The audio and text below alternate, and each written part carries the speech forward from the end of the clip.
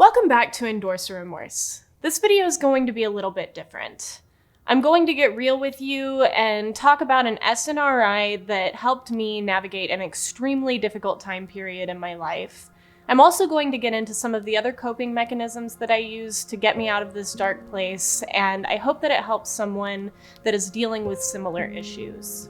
I think I've always had an anxiety disorder, but I was first diagnosed in early adulthood when I decided to start seeing a therapist for some recurring episodes of panic attacks.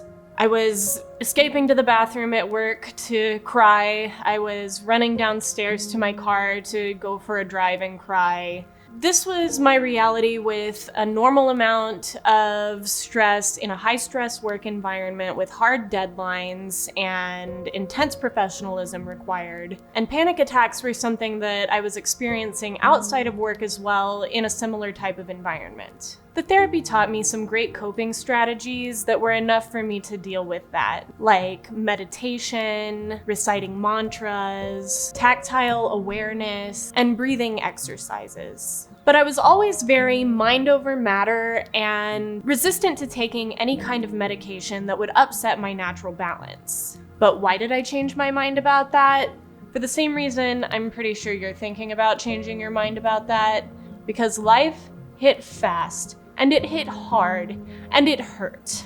My high-stress job got even higher stress when my uncle, also my boss, and more or less the business management end of the company, suddenly suffered from encephalomeningitis that caused him to have a severe brain injury that left him very confused and without a lot of his memories and made life just a very difficult place for him to navigate. This was around the time that I decided to leave my family's business in favor of running the company that my boyfriend John and I had started doing laser light shows full-time. And a couple weeks after that, my uncle took his own life.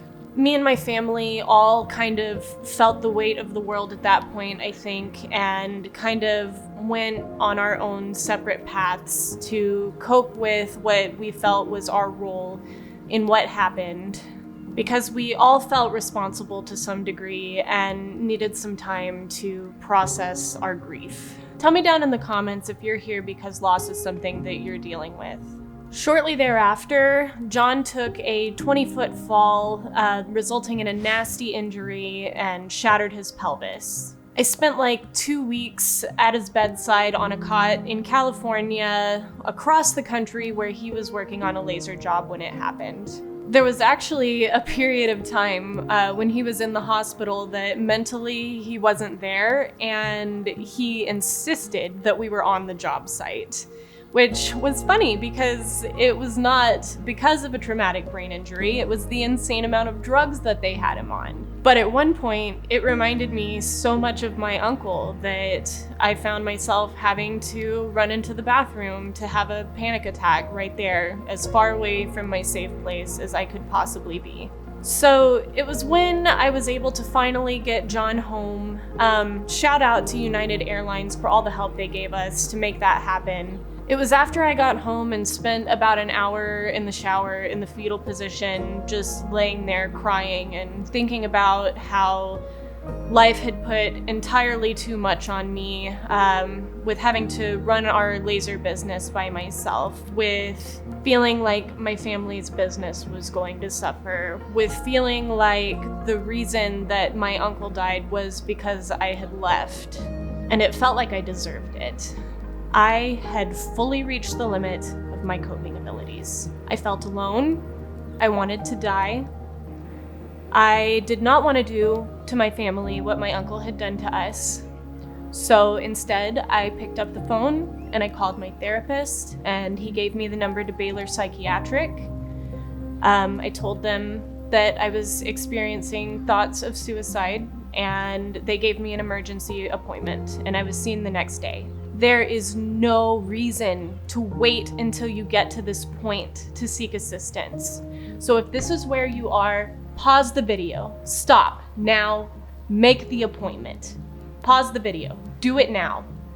Take a little time and do your research the night before like I did, because at this point, I knew they were gonna want me on something and I wanted to be as informed as possible. My suicidal thoughts were too strong. I didn't want to be put on an SSRI because the risk of serotonin syndrome was too high, and I wanted something that could better manage my panic attacks. Effexor, or venlafaxine, the generic is just as good, is an SNRI, meaning that it also impacts the norepinephrine system, preventing those adrenaline spikes that lead to panic attacks or hyperventilating and crying. Be sure to look for things that say that they mitigate your particular symptoms. When I went in, I sat down and I told the doctor immediately, I'm not going to be able to get through this without having an episode. He closed the door, grabbed me a box of tissues, and we sat down and talked it out with particular emphasis on the things that were making me feel like I couldn't continue living my life. I cried hysterically a couple times. Sometimes the numbness set in and I was able to get out my thoughts a little bit better. It was a little humiliating, and the thing is, it's going to be a little humiliating. But they're used to this, you're worth it, and you are going to get through this. My psychiatrist additionally diagnosed me with panic disorder and depressive mood adjustment disorder, and immediately suggested that I start an SSRI. Two things I want to mention here. Don't get overwhelmed if they diagnose you with a bunch of things. This is just a way for them to better characterize the particulars of what you're dealing with under a broader category of anxiety, depression, bipolar disorder, whatever you may be dealing with. And two, this is where your research comes in. You know yourself better than anyone, and a lot of times this process is a long trial and error process with you trying out 5 different medications before you find what works for you. So if you already have an idea of what might be a good place to start, let your psychiatrist know. Venlafaxine was my first suggestion and something that was successful for me. I think now is a good time to tell you about GoodRx. No matter what you're diagnosed with or what you're prescribed, GoodRx is a way to get your prescriptions for as cheap as possible. Effexor is over $400 for 30 doses if you're uninsured, but you know I wouldn't do that to you. With GoodRx, I get a 30-day supply of Effexor for $6. I get a 90-day supply for $12. Even if you are insured, GoodRx usually ends up being the cheaper option. It's a free coupon app, download it, the link is down in the description for you. The first month on Effexor was a little rough. It made me feel funny, a little untalkative, and this is an adjustment phase that you're probably going to have to deal with regardless of what you end up on, while the medication goes to work changing your brain chemistry. There are side effects. My dreams have been absolutely insane, and they still are. But usually they're just exceedingly strange, not like nightmares. Like building a car wash out of wood and painting sealant on it, or my friends flying over with a Nintendo Switch add-on that gave them wings. And I don't care what they say about it not being addictive, I'm here to tell you from my firsthand experience that it does have a risk of dependency, and that if you suddenly stop taking it, you will have what they call discontinuation syndrome. For me, that's included a low-grade fever, intense anxiety, and brain zaps, which are not harmful and they don't hurt, but they are very distracting and off-putting. Do not run out of your prescription, and do not suddenly stop taking it without consulting with your doctor and tapering down. However, in my experience, these side effects have been more than worth it, and my only regret is not starting it sooner. After my adjustment period, I was able to successfully manage our business and take on jobs alone for the extent of the period that John was handicapped.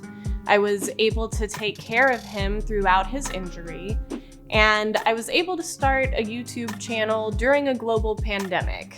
I conquered all of this while dealing with the loss of my uncle and processing that grief without letting it defeat me. Getting on medication will not take away the pain, and it won't make you any less of the person that you are. It merely helps to correct the imbalance that you have and help you cope in a healthy way. The only things that have changed about my personality that I've noticed are my tendency to panic, my tendency to lash out at people because I'm projecting my issues onto them, and being crippled by my emotions. These are the things that I really wanted to change. It's important to use this medication in conjunction with other coping mechanisms.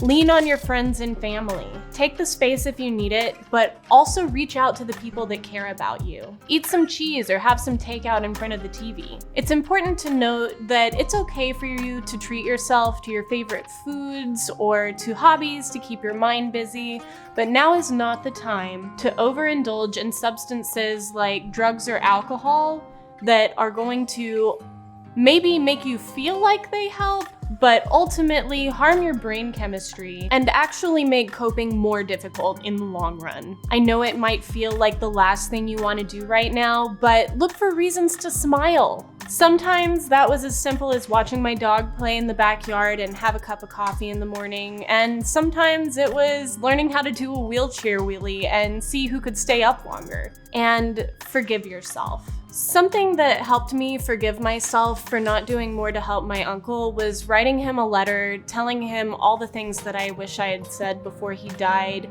the things that I wish I had done differently, and how strange and different life is without him here with us. Getting it all out on paper also helped me mitigate those cyclical thoughts that go along with having an anxiety disorder, causing us to break down and be triggered by the same thoughts over and over again.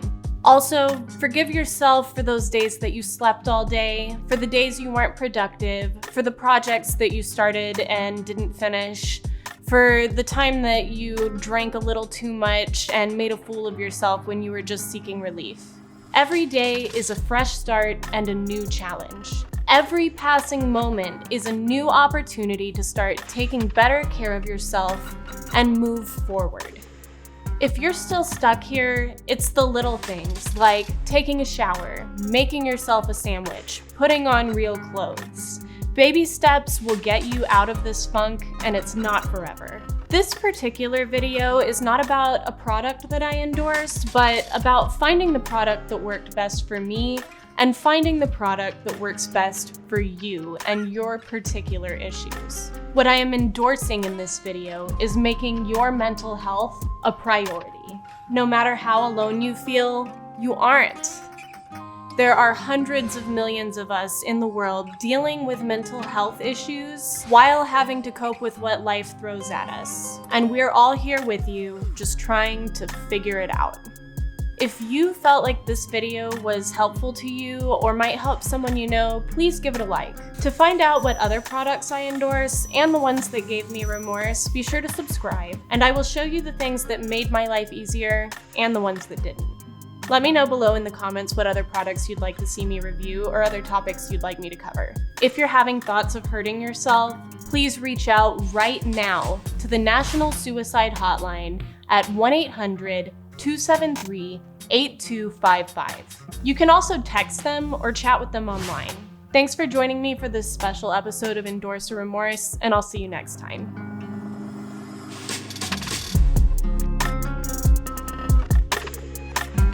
800-595.